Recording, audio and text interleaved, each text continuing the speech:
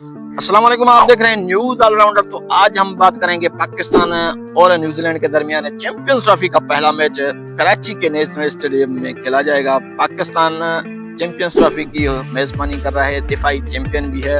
और पाकिस्तान और न्यूजीलैंड के दरमियान जो ट्राई सीरीज भी हुई थी और साउथ अफ्रीका के दरमियान, साउथ अफ्रीका पाकिस्तान को हरा कर दोनों मुल्कों को हराकर ट्राई सीरीज अपने नाम करी थी। अब न्यूजीलैंड का मुराल बहुत हाई हो चुका होगा, क्योंकि न्यूजीलैंड ने 2 बार पाकिस्तान को शिकस्त से हमला किया है।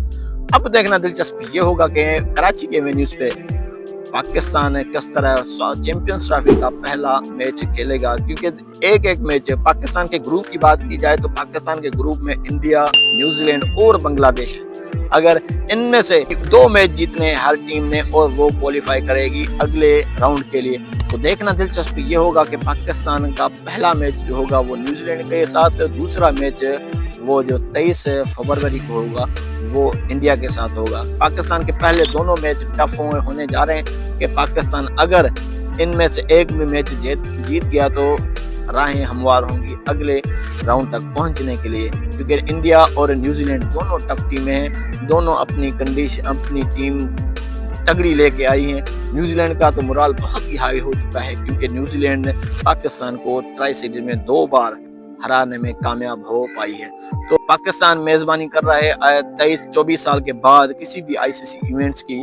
तो पाकिस्तान को ये एक एजाज मिला है कि पाकिस्तान आईसीसी चैंपियंस ट्रॉफी 2025 की मेजबानी कर रहा है, और बिल्कुल 6 की 6 टीमें अब पाकिस्तान में मौजूद हैं। अच्छी तरह से उनकी सिक्योरिटी का मसला हल भी किया जा रहा है, क्योंकि किसी भी टीम को ऐसा नहीं लग रहा है कि हम किसी ऐसे कंट्री में जहाँ कोई सिक्योरिटी में मसला हो। तो आपने देखा होगा कि पाकिस्तान अब होस्ट कर रहा है 6 टाइम पाकिस्तान में 6 इंटरनेशनल टीमें मौजूद हैं, New Zealand, south Africa, Afghanistan, England.